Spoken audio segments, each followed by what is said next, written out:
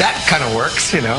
We never took that for granted. We'd always look at each other and go, it was a huge success, and more so, it's like sort of like winning the lotteries, you know, I can put it into words. Ni siquiera la familia de John era inmune a la fiebre de Bon Jovi. Seeing all these kids, guys and girls, copy of my son. The hair, the jeans, you know, it's like, wow, this is really something here. It's so overwhelming to hear your brother on the radio, and then going to high school and everybody, you know, knowing that that's my brother, that was pretty cool too. It didn't hurt, you know. All of a sudden I was popular. El éxito de John también despertó el instinto empresarial de su hermano menor Matthew. My father was cutting his hair in our kitchen, and I went into the drawer and pulled out a brown paper bag, got on my hands and knees and started picking up all of his hair and putting it into the paper bag. And my father's looking at me and John's looking at me, what are you doing? I said, this hair is going to be worth money one day.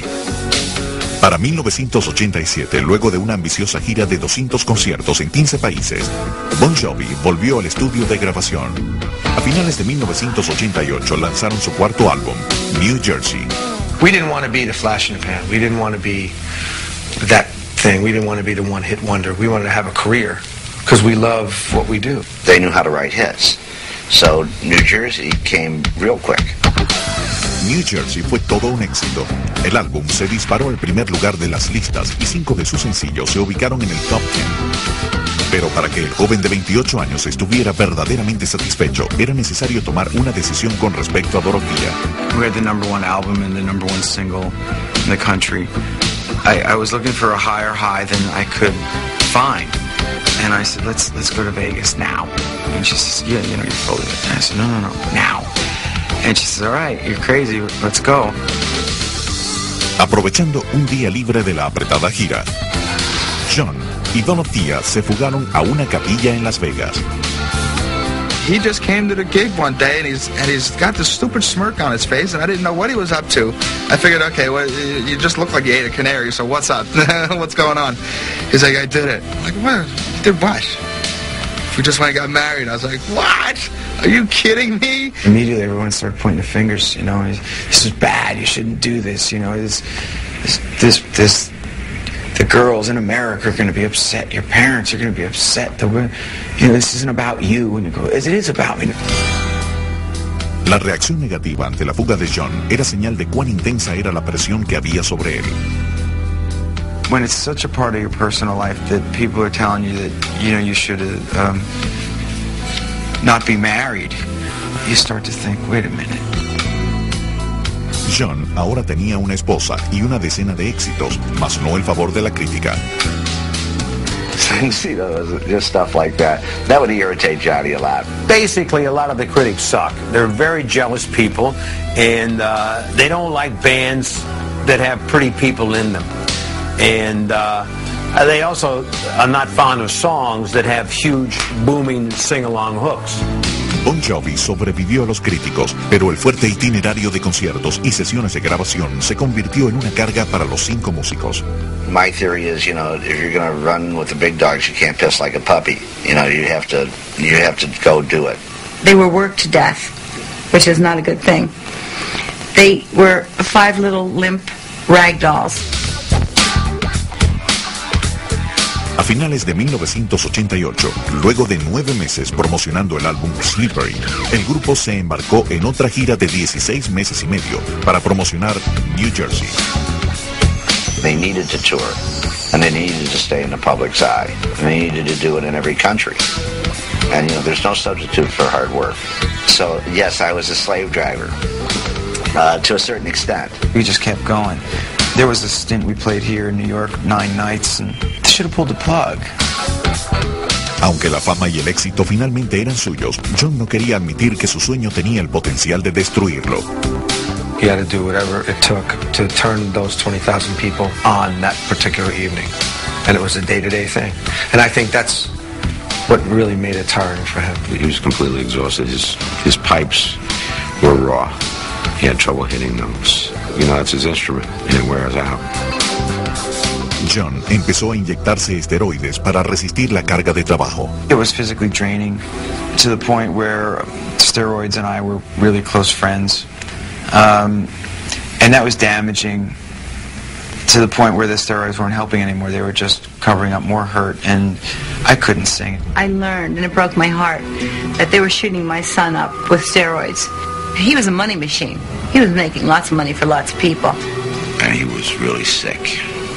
Sick. I mean, he had a fever. He was throwing up. Went out on that stage, performed like a trooper. Came off the stage, right back to what he was doing again. It was odd because it was a mixture of losing weight but yet being puffy.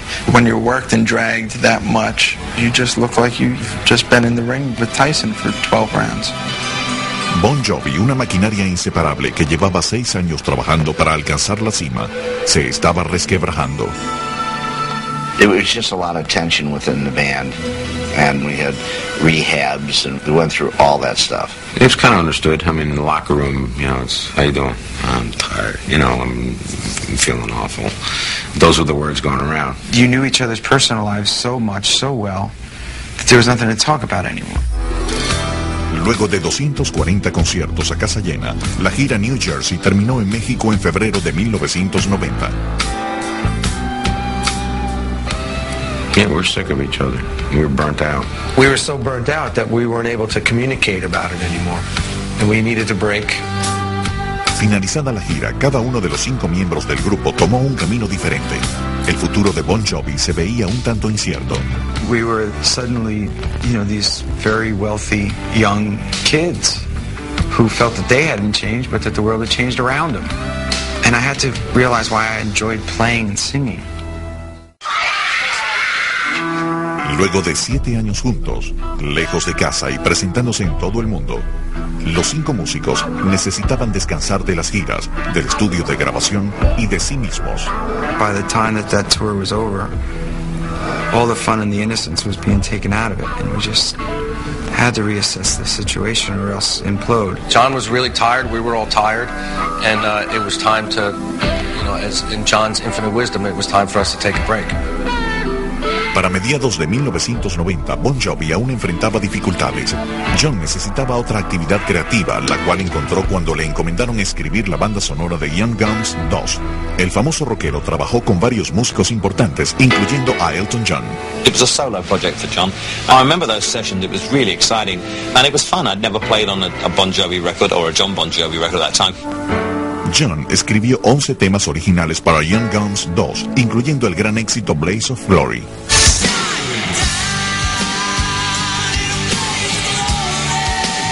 En 1991, Blaze of Glory compitió por el Oscar y el Grammy y ganó un Globo de Oro como mejor tema original.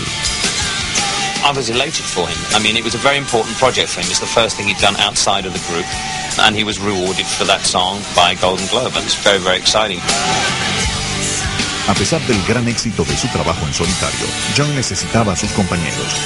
A mediados de 1991, Dorothea y su esposo se retiraron a su casa de verano en Malibú, donde John entró en lo que él mismo llamó un periodo gris. I think that was a very depressive time for him. I think that he was trying to find what was going to happen, what he was going to do. John estaba tan deprimido que un amigo le sugirió terapia. And I was late getting there. And I had 15 minutes left on the hour, and I wanted to go and pour my guts out to this guy, and he goes, "Look, your time's up. You'll have to come back another time." I went, "You know what? Right here, 15 minutes. I don't need to talk to anybody. I'll work through this myself." Por suerte, a Dorothea se le ocurrió una idea. Ese verano, John, su esposa y el manager Doc McGee se reunieron con varios amigos e iniciaron un viaje en motocicleta por todo el país, a través de la famosa Ruta 66. He got in touch with different things. We went and did the Indian reservation stuff, which was very therapeutic. And we just had a great time, and I think it really helped Johnny figure out where he wanted to go. Culminado el revitalizante viaje en motocicleta, John descubrió que había surgido en él un interés por la actuación, por lo que decidió tomar clases con el legendario profesor Harold Guskin. This was something else in the arts that I could relate to, that I knew nothing about, and was going to start at ground zero, and was humbled by, and excited by. Aunque John estaba resuelto a perseguir este nuevo interés, su manager Doc McGee no lo aprobaba. that critical time in Bon Jovi's career